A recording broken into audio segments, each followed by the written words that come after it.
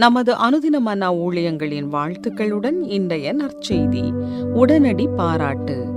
இன்றைய வேதாகம பகுதி அப்போஸ்தலர் 16 வசனங்கள் 16 முதல் 26 வரை. நாங்கள் ஜெபம் பண்ணுகிற இடத்துக்கு போகையில் குறி சொல்ல ஏவுகிற ஆவியை கொண்டிருந்து குறி சொல்லுகிறதினால் தன் எஜமான்களுக்கு மிகுந்த ஆதாயத்தை உண்டாக்கின ஒரு பெண் எங்களுக்கு எதிர்பட்டாள். அவள் பவுலையும் எங்களையும் பின்தொடர்ந்து வந்து, இந்த மனுஷர் உன்னதமான தேவனுடைய ஊழியக்காரர், ரட்சிப்பின் வழியை நமக்கு அறிவிக்கிறவர்கள் என்று சப்தமிட்டாள். இப்படி அநேக நாள் செய்து கொண்டு வந்தாள். பவுல் சினங்கொண்டு திரும்பி பார்த்து, நீ இவளை விட்டு புறப்படும்படி இயேசு கிறிஸ்துவின் நாமத்தினாலே உனக்கு கட்டளையிடுகிறேன் என்று அந்த ஆவியுடனே சொன்னான். அந்நேரமே அது புறப்பட்டு போயிற்று. அவளுடைய எஜமான்கள் தங்கள் ஆதாயத்து நம்பிக்கை அற்று போயிற்றென்று கண்டு பவுலையும் சீலாவையும் பிடித்து சந்தை வெளியில் உள்ள அதிகாரிகளிடத்தில் இழுத்து கொண்டு போனார்கள். அவர்களை அதிகாரிகளிடத்தில் ஒப்புவித்து, யூதர்களாகிய இந்த மனுஷர் நம்முடைய பட்டணத்தில் கலகம் பண்ணி ரோமராகிய நாம் ஏற்றுக்கொள்ளவும் அனுசரிக்கவும் தகாத முறைமைகளை போதிக்கிறார்கள் என்றார்கள். அப்பொழுது ஜனங்கள் கூட்டம் கூடி அவர்களுக்கு விரோதமாய் எழும்பினார்கள். அதிகாரிகள் அவர்கள் வஸ்திரங்களை கிழித்து போடவும் அவர்களை அடிக்கவும் சொல்லி அவர்களை அநேக அடி அடித்த பின்பு சிறைச்சாலையிலே வைத்து அவர்களை பத்திரமாய் காக்கும்படி சிறைச்சாலைக்காரனுக்கு கட்டளையிட்டார்கள்.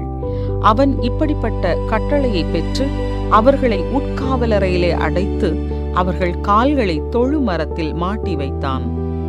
நடுராத்திரியிலே பவுலும் சீலாவும் ஜெபம் பண்ணி தேவனை துதித்து பாடினார்கள். காவலில் வைக்கப்பட்டவர்கள் அதை கேட்டுக்கொண்டிருந்தார்கள்.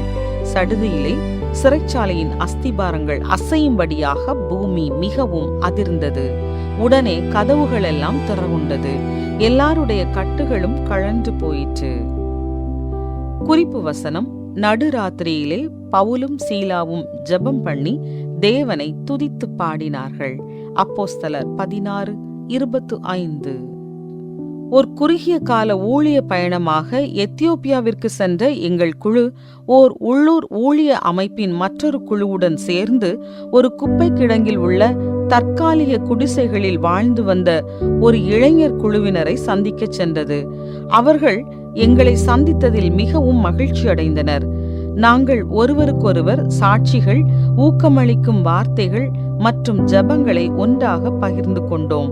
அந்த மாலையில் எனக்கு மிகவும் பிடித்த தருணங்களில் ஒன்று, உள்ளூர் குழு உறுப்பினர் ஒருவர் தனது கிட்டார் இசைக்கருவியினை வாசிக்க நாங்கள் நிலவின் ஒளியில் நின்று தேவனை ஆராதனை செய்ததுதான். என்ன ஒரு புனிதமான தருணம்! அவர்களின் இக்கட்டான தருணத்திலும் இயேசுவில் மட்டுமே கிடைக்கும் நம்பிக்கையையும் மகிழ்ச்சியையும் அவர்கள் முழுமையாய் அனுபவித்தனர்.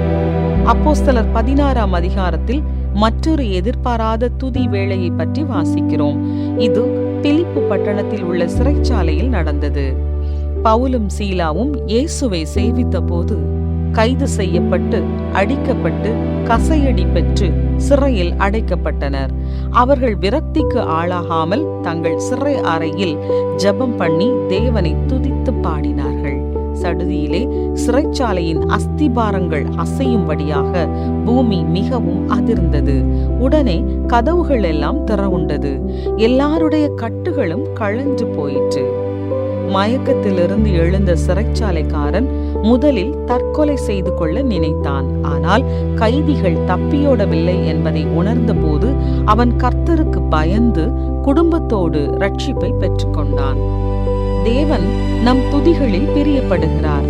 வாழ்க்கையின் உயர்வான மற்றும் தாழ்வான எல்லா தருணங்களிலும் நாம் தேவனை துதிக்க பிரயாசப்படுவோம்.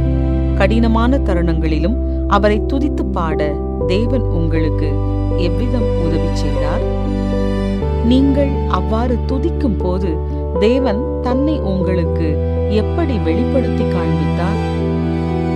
அன்பான தேவனே, நான் எதிர்கொள்ளும் அனைத்து சூழ்நிலைகளிலும் உம்மை துதிக்க எனக்கு உதவி செய்யும்.